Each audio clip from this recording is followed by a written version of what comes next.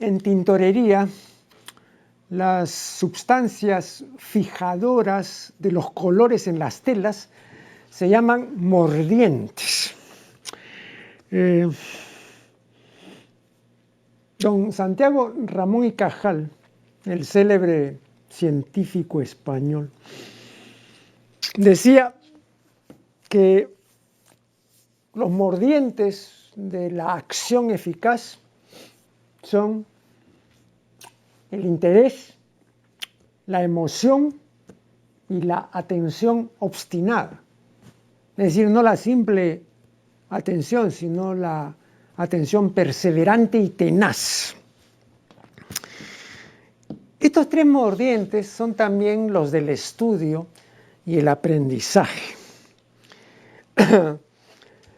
El desarrollo de los intereses que uno tenga en el campo de las ciencias sociales o la literatura, o en fin, dependerá, ¿no?, de estos mordientes. Si apenas los hay o si no tienen la eficacia que debieran, entonces la reacción consiguiente será muy deslucida y el resultado, si lo hay, será un resultado pobre. Pero con los mordientes, entonces podremos concentrarnos debidamente, podremos reflexionar, tener una mirada crítica y escarbadora de las cosas y no una visión complaciente de ellas. O sea, tendremos una mirada que tiene siempre la persona consciente, la persona que piensa, quiere y obra con cabal conocimiento de lo que dice. La persona consciente no habla por hablar, sabe por qué dice lo que dice y obra en consecuencia.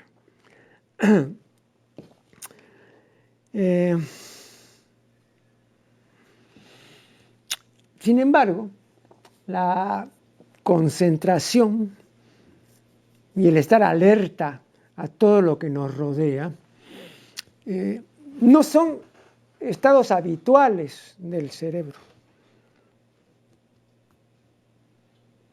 sino más bien rarezas. La solencia cerebral,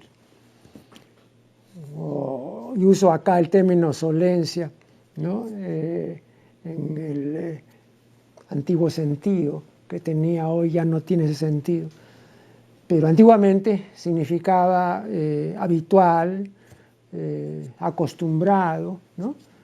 Eso era lo sólido, ¿no?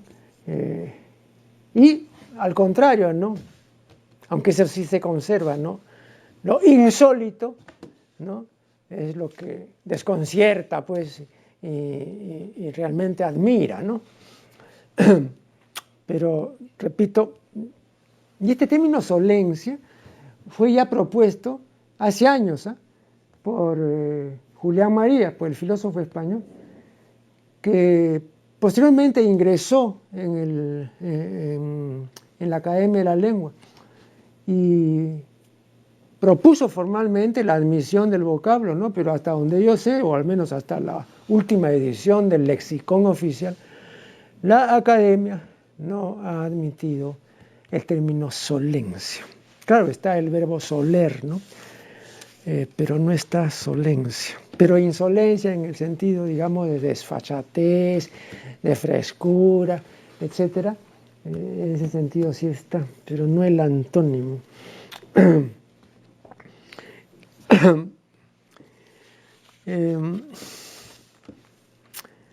Yo creo que a la concentración y a la perseverancia tenaz, ¿no?, le esperan malos tiempos, porque nuestra época, sobre todo a partir de mediados de la década de 1980, o sea, cuando se inicia la llamada sociedad informática y cibernética, ¿no?, y después cuando adviene la era digital.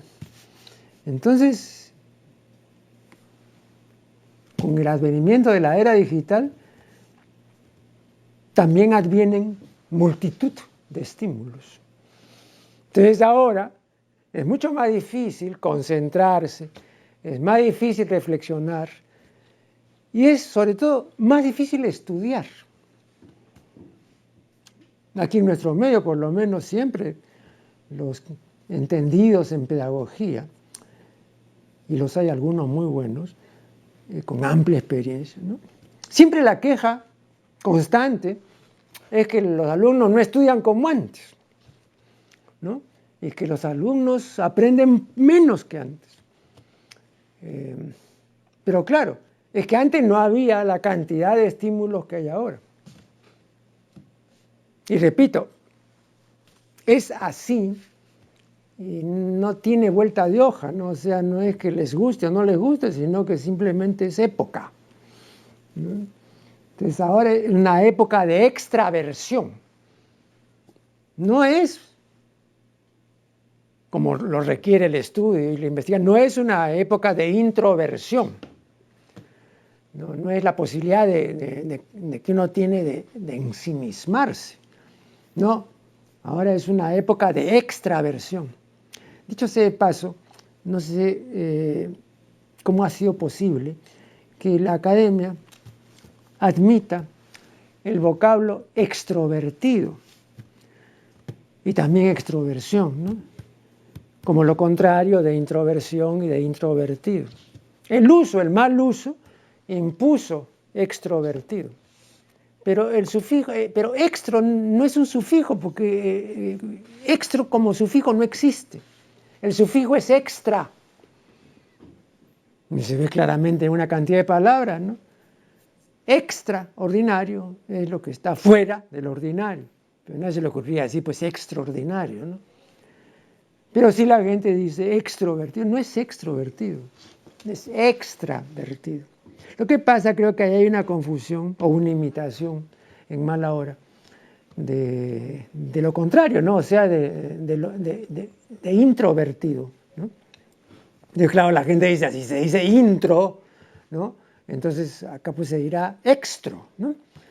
Pero no, pues es extravertido. Entonces ahora estamos, repito, en una época de extraversión, ¿no? La extraversión es el movimiento del ánimo que permite salir de nosotros mismos y proyectarnos a los demás y a todo nuestro entorno, ¿no? Entonces, habida cuenta, repito, de la gran cantidad de estimulación reinante, ahora eso, la extraversión es la regla. Y la gente extravertida abunda. Y al revés, no abunda la gente pues introvertida, dedicada al estudio, a la investigación, ¿no? A todo ese quehacer benedictino, ¿no? No solamente porque nunca ha abundado, ¿no? Pero ahora abunda menos, pues ahora hay que buscar a esa gente con lupa, ¿no? Eso es absolutamente cierto. Entonces, con todo esto lo que quiero manifestarles es que hoy más que nunca necesitan estar muy prevenidos con la multiplicación de estímulos, porque la multiplicación de estímulos seguramente puede entretenerlos porque el cerebro vive de estímulos, los busca. Entonces, está siempre, ¿no?, pendiente de que haya un nuevo estímulo. Y la persona se termina pues habituando a esta multiplicación de estímulos. Y entonces se desentiende de su fuero interior, se desentiende de su intimidad, o de lo que Cecilia Zamora llamaba su dentrura.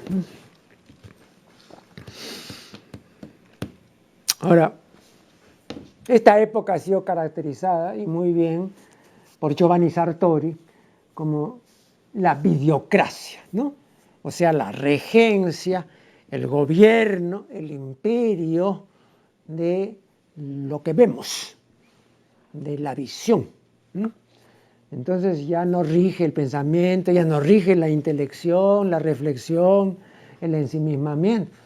No, ahora en esta época, digamos, todo se vuelca hacia afuera.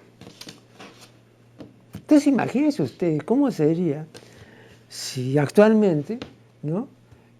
Por arte de magia, desaparecieran todos los aparatos que permiten que el ser humano se extravierta, comenzando por la televisión. Es decir, imagínense ustedes el ser humano sin televisores, ¿no? El ser humano sin radio. Es decir, todo aquello que lo saca fuera de sí, digamos que de repente desaparece. Bueno, entonces seguramente pues el ser humano enloquecería.